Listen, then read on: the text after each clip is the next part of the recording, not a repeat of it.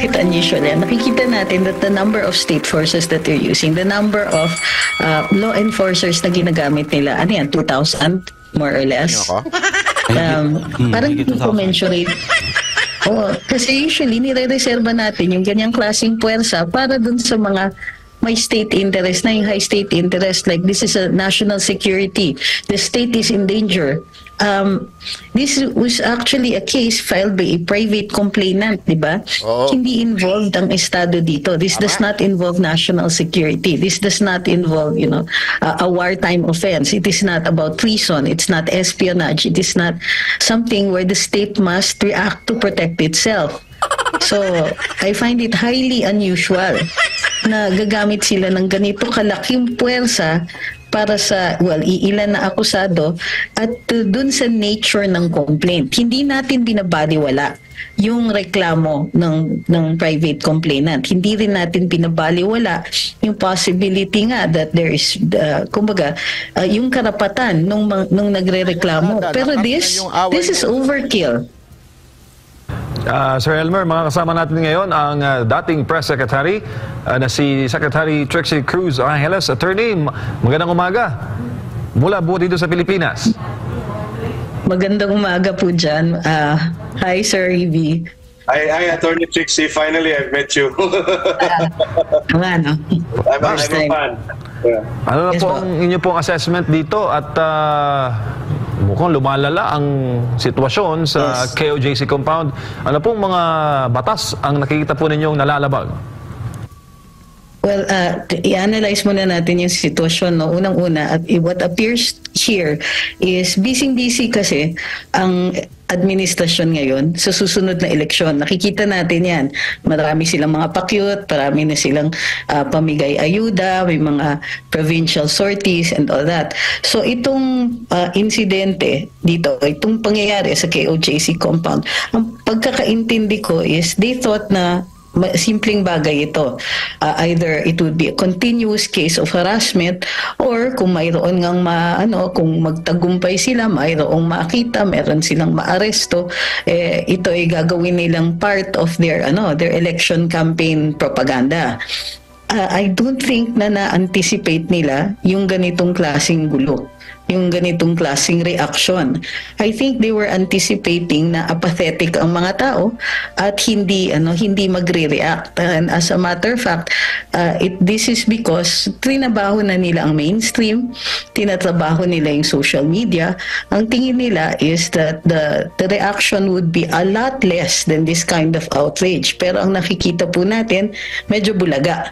And so, nakikita rin natin that Malacanang is suspiciously silent. Kasi kung sa tingin nila, this is something that they are winning, they'd be gloating about this para mapresenta nila as an achievement for the coming elections.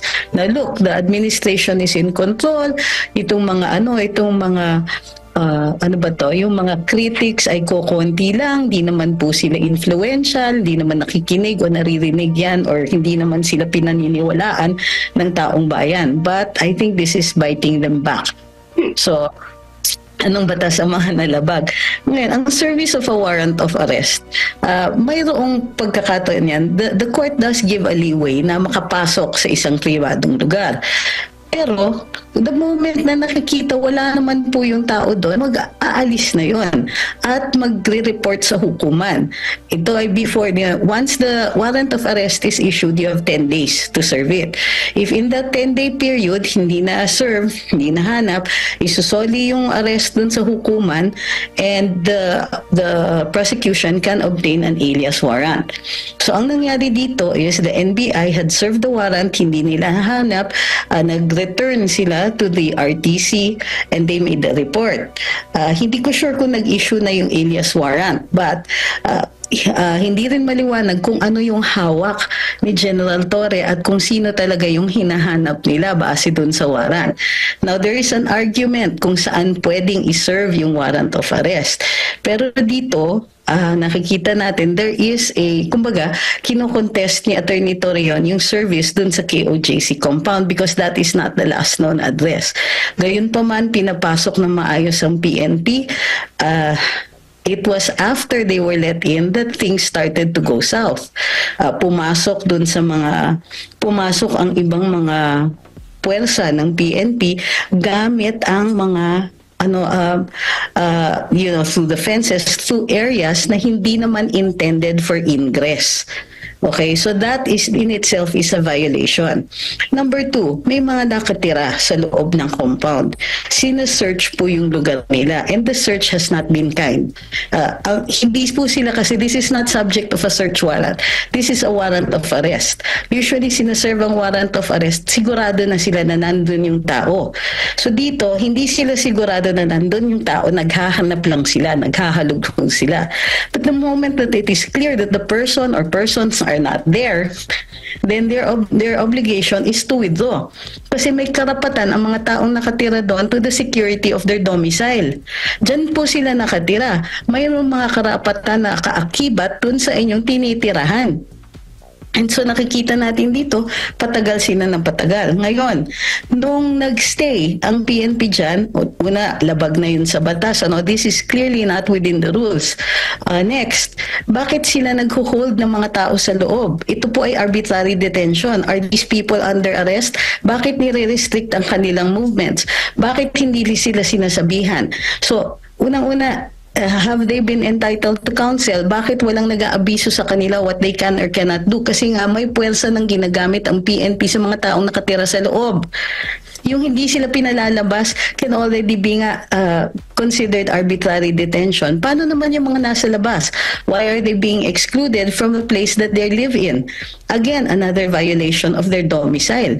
So, nakikita natin nilalabag dito ang saligang batas, and the very cavalier attitude of General Torre is clear. Ang sabi niya, sige, kasuhan nyo na lang kami pero gagawin namin ito.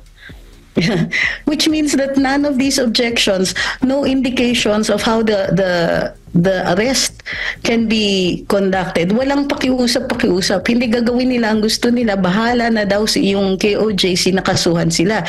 And this, to me, appears to be a person speaking with the arrogance of a backer who's very powerful. Wala na tayong ibang mako-conclude kung hindi itong sitwasyon na to ay umaabot hanggang Malacanang. Hindi ka naman maglalakas ng loob ng ganyan kung sa tingin mo hindi ka suportado ng mga superiors mo. Diba?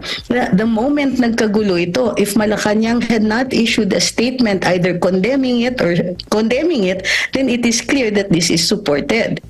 So ngayon, meron pang balita na puputulan daw ng kuryente at saka tubig.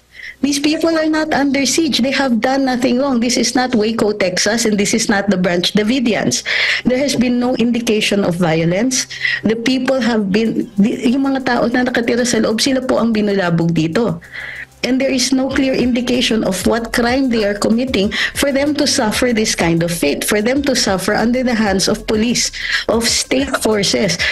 We're talking about law enforcers who are there supposedly to protect the people, but they are not doing that. So what is the, ano yung punto ng PNP dito? Are they there to sow fear? They're doing that, they're succeeding. Are they there to violate human rights? They have succeeded in spades. Lahat ng mga tao doon, nilalabag nila ng batas. Ano ang ngayon ang legal basis nila para sabihin na pwede nilang putulan ng kuryente at tubig ang mga tao sa loob? Sila ba yung electric company? Nagnakaw ba ng kuryente ang mga taong to that will merit yung pagpuputol ng kanilang utilities? There is none, and there is no precedent for this. So, what's going on? Hindi naman dyan, wala nga sila, hindi nila nakita yung supposedly mga pugante that could in some way justify what they're trying to do to flush these people out. But again, the people who are in there, wala silang kasalanan. They live in the same place na hinahalughog. Hindi lang iisang tao nakatira dyan, hindi lang mga pugante yung nakatira dyan. This is a place where thousands, diba? Or hundreds of people live. What are you going to do to redress them, to make them whole again? So, yun po nakikita natin. This appears to me a very blatant violation of very basic constitutional rights. MJ, I have a question to Attorney Trixie. Go ahead, sir. Kayo muna. Standby muna kami.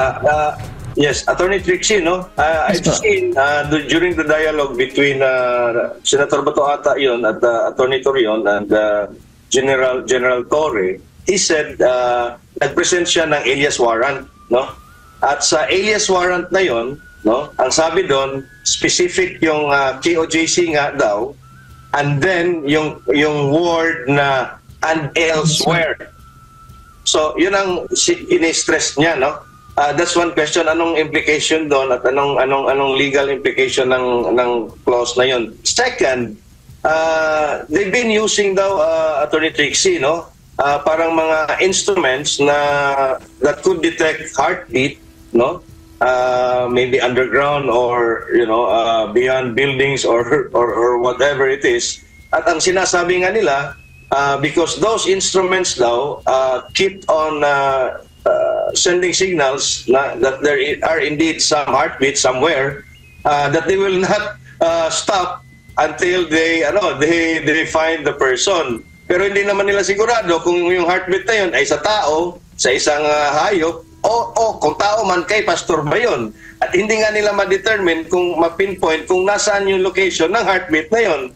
And third, gusto na raw niya mag-request ng jackhammer ni General Torre.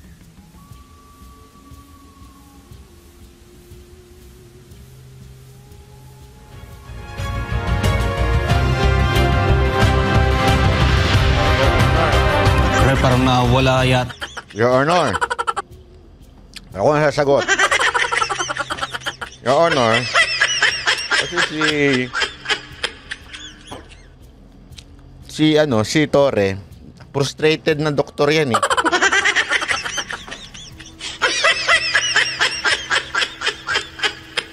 Inaalam-lam niya kung bata, kung lalaki o babae yung tumitibok ang puso doon. Pasok ulit, Your Honor. Kaya nga daw, authorized daw sila, sabi ni Torre, kasi alias warrant ka, specific yung area to search doon sa alias warrant or to serve, and then yun na nga, kasi nga may dagdag na elsewhere. Yun ang sabi niya, no? Pangalawa, meron daw silang instrumento na scientific instrument na makapag-detect ng heartbeat, and sinusuyod nga nila yung buong compound daw, at lagi daw na merong evidence of heartbeat. Pero hindi naman niya sinasabi na kung heartbeat na yun, kung sa tao ba yun or sa hayop, at kung tao man, kung sinong tao yun, si Pastor Kibuloy ba yun, okay, ang daming tao dyan. So at ang sabi niya, ang ibig sabihin niya, if I take it to mean na hanggang may heartbeat signal na nare-receive yung kanilang instrument, ay parang hindi sila aalis. Parang ganun ang sinasabi niya, no? And in fact nga, no, it was reported by SMNI na nag-request na nga raw ng jackhammer itong si General Torre, no? I think, no, one may infer na gagamitin niya yon somewhere to break concrete na baka nandun yung heartbeat. So ano po yung mga legal implications ng mga actions na ganito po, Attorney Trixie? Okay, with regard to the term elsewhere, this is a warrant of arrest. So nakalagay din sa warrant of arrest yung address kung saan hahanapin yung tao. Because a warrant of arrest, di ba, is under the title of what we call searches and seizures. So there are warrants from the court. A warrant means an order. Okay, by what, when you say unwarranted or by what warrant, you mean by whose order or under what power, under what mandate. So ang warrant of arrest, a search warrant is a search or seizure of personal property, and the warrant of arrest is a seizure of a person. Ngayon, in a search warrant, kailangan specific yung lugar at specific kung ano yung hinahanap. Pero sa warrant of arrest, because a person is mobile, normally yan, pinapayagan yan anytime, anywhere. Kung maingkwentro, halimbawa, ng pulis, itong isang taong to, nangyayari yan. Halimbawa, yung may subject of a warrant of arrest, pumunta sa court on another hearing, nakita ng pulis, inaresto sila doon. So, if you're subject to a warrant of arrest, general rule is, wherever you will find that person. Ang problema nga kasi dito is it is not a simple service of a warrant of arrest. Normally nga, ang warrant of arrest, sinaserve yan, dakipin yung tao kasi nakita nyo na dun sa lugar. Pag hindi nakita, you go back to the court, you return, or you have what we call a return of the warrant, and you report to the court kung ano nangyari. You get an alias warrant. Yung alias warrant, yun walang expiration. Kasi ang original warrant, may 10-day period lang yan. And then it expires. You have to return to the court and get your alias warrant. So, dalawa yung naging issue dyan. Number one is it an alias warrant or was it an original warrant? Kung yung original warrant ang gamit ni na General Torre, posibleng hindi na valid kasi nga ni-return na ng NBI yon and an alias warrant has been issued. So, dapat ang hawak ni General Torre is the alias warrant. Number two, ang sinasabi is, ang question dito is yung lugar. This must be resolved by the court kasi ano bang ibig sabihin ng court ng elsewhere? If it was an ordinary search of personal property, kailangan with specificity yung lugar. So dapat in fact down to the number. Kung kunwari hindi binigay yung apartment number, you cannot search all of the apartments. So in this case, the term elsewhere is too vague. But if that were a search warrant, now a warrant of arrest, posible yan kasi in other places. Dahil yun nga, if you run into the person somewhere else and a person is mobile or a person can transfer areas of where they are located, then the warrant usually is open basta kung saan ninyo mahanap yung tao. Yun nga lang, the issue here and the reason tumatanggi si Attorney Torreon is because there is a right to the security and sanctity of your domicile. Hindi po ganong kadali. And so therefore, kumbaga, you're violating the privacy of persons. So the court will have to weigh ano yung mas matimbang dyan. Yung pag-violate ng domicile o yung pag-serve ng warrant na wala namang kasiguruhan kung andun yung tao at hindi po specifically nakalagay yung lugar na yon. So this is a matter, tama naman din yung sinasabi ni General Torre na kasuhan nyo na lang kami, which means that this is a case to be brought, it is a controversy to be brought before the court. However, what remains is the right of the people within that domicile. Hindi na pinag-uusapan dito yung karapatan ng tao na subject ng search warrant or ng warrant of arrest, kundi yung mga taong binubulabog ninyo dun sa loob. So again, it goes back, since hindi naman maliwanag yung pag-enforce ng warrant, at least man lang dapat nire-respeto yung karapatan ng mga tao dun sa loob. How long will that warrant be? How long ba ang service of warrant? Ngayon lang ako nakakita na more than 24 hours nagsuserve pa rin sila ng arrest warrant. Okay, tapos na ako. Sandali lang, Your Honor. I am sorry, Attorney. Di ba? In this case, Your Honor! There's a standard that we usually use into areas kung saan merong nagsuserve ng warrants or nagsumusunod ng orders of the court. And the standard is reasonableness. Reasonable po pa ba to? May basihan po ba sila dito? No. Meron pa silang sinasabi nga na may gigibain sila. Okay, sige, maggiba sila. But after maggiba sila, who will be accountable for the damage? Kung walang mahanap, pananagutan ba nila yung pagsisira nila? Pananagutan ba nila yung gulo na inimpose nila? What about the effect of the people? What about the people whose domicile, who live in these places? Sino po ang mananagot sa danyo sa kanila?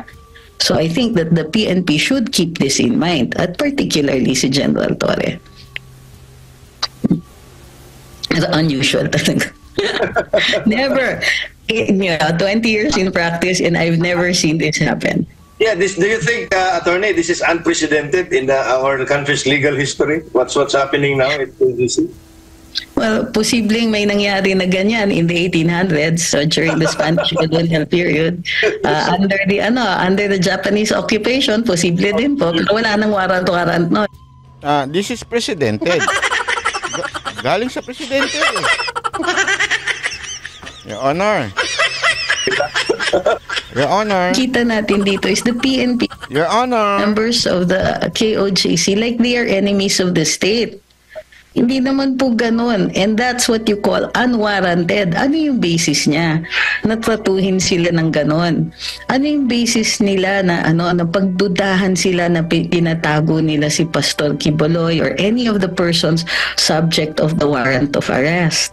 So, para sa akin, I don't mind. They do their duty. It's difficult. Mahirap dun sa parte ng PNP kasi nga hindi madali yung nag-execute ka ng warrant, ganap ng batas, tapos mayroon talagang nasasaktan, mayroon talagang iiyak. Naiintindihan natin yun. Pero service ng warrant of arrest dito hanggang ngayon wala pang naaaresto. And so you're going to weigh in with the other rights. At saka kung may damage na silang nakukos. I think that the reason din na maraming nakikiisa ngayon sa mga kasapi ng KOJC is kasi Meron lang akong katanungan. Yung itsura ba ni walang violation yun? Yung itsura ni Torre? Kasi illegal ugliness yun. Possession of illegal ugliness. Dapat may violation yun, di ba? Silang nakikita. Ito po ba ay sa tingin po ninyo dito, attorney, may paglabag ba dito sa procedure na to, yung paulit-ulit na pag-serve ng warrant of arrest? Ang normal nangyayari po, after hindi ma-serve ng warrant, and even if several times hindi ma-serve ng warrant, i-archive yung kaso. Kasi nga, hindi dumadating yung yung akusado. So, kumbaga, matutulog yung kaso. I mean, of course, they can still serve the warrant later on, but the standard will be, again, reasonableness. Reasonable ba yung araw-araw mong binubulabog o linggo mo binubulabog? Yung nakabantay kayo dun sa labas na under siege ang isang buong compound with several families living there. Hindi po yung akusado o hindi po yung subject ng mga warrant ang nakatira dun sa loob. These are other people. What about their rights? So, unusual dito, and well, dapat nga ina-archive na yung kaso. It's something I think that they are truly against. Na natatakot sila na dahil nga hindi nila mahanap because of their own failure. Okay, I see this. It is not I cannot ascribe a fault on the part of KOJC kasi wala po akong nakikitang ebidensya na tinatago si Pastor. But what I see here is a failure of intelligence on the part of the PNP. And we're talking about intelligence in both senses of the word, ha? It's a failure to, di ba? Failure of investigation. Failure that hindi kayo marunong mag-imbestiga, hindi kayo marunong maghanap ng ebidensya. Huwag naman kayong mag-violate ng karapatan ng ibang tao. And then suddenly somebody gets this genius idea that, he's under a pile of concrete. Pero nadidetect nila yung heartbeat. Sige, okay, I admit that science fiction can come into play in here. Pero they have no standard of reasonableness right now. Even the heartbeat, they're not even sure about that one. So, again, by any standard, this has gone off the rails already, and I don't know who's going to survive at the end of this, whose career is going to survive at the end of this. Attorney, kaya ba nila tinaon sa very long weekend yung operation na to so that the KOJC legal team will have limited legal remedies to take kasi sarado yung mga korte? Well, it only delays it for example, tignan mo, anong araw na ngayon? Sunday na. Ang long weekend, it ends after tomorrow, no? But Tuesday, may pasok na uli. Sunday na po, wala pa rin silang nahahanap. I think that kind of plan would have worked kung Sabado pa lang nahanap na nila. Then there would be a delay. Hindi tayo makafile ng petition for habeas corpus, hindi ka makafile ng anything like that. So it's usually sa habeas corpus kasi madalian yon. But if kung yun ang inaano nila, yun yung strategiya nila, the courts always have a system for that. Parating meron po 24/7, meron tatanggap dyan ng petition for issuance of writ of habeas corpus. Whether that's in the Supreme Court, the Court of Appeals, or the RTCs, meron po yan. So I don't think that really was the point. I think the reason it was set for a long weekend is mahirap magtawag ng mga tao. But they could have done it in secret.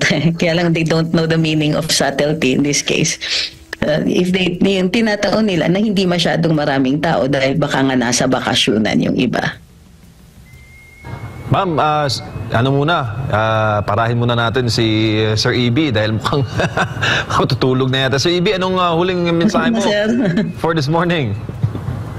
Well, ako lang, no, ako, I'm really sad, no, because I really feel the pain of the KOJC members because of what's happened to their abode, to their domicile, to their place of worship, to their, you know, to their being, you know, humans na talagang inuinsulto na sila. But more than that, it's the pain that they felt, that I also feel, of being betrayed by Bongbong Marcos, who they have supported, no, during the 2022 campaign. Tapos ito ngayon ang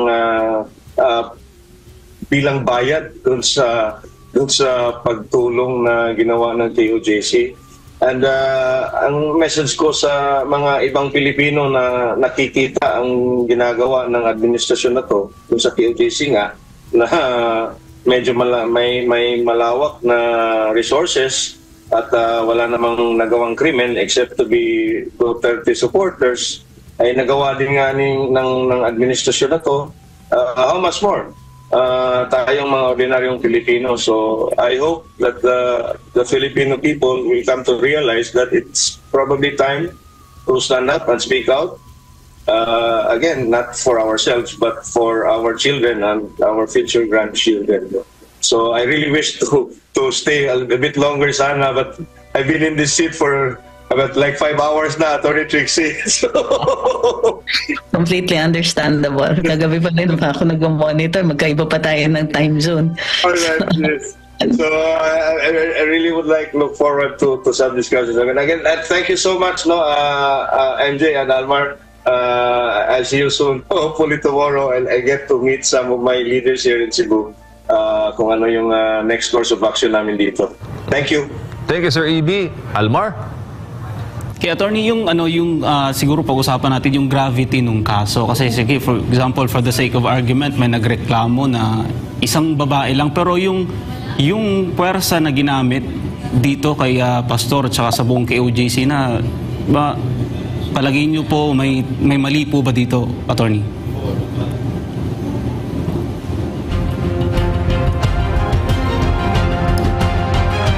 Well, mukhang nawala si attorney partner at nadala sa gravity. Ang tanong mo, gravity. Kabagay. Oo. Yun nga, di ba? Kasi isang babae lang kasi yung nagreklamo, yung alias Brenda lang.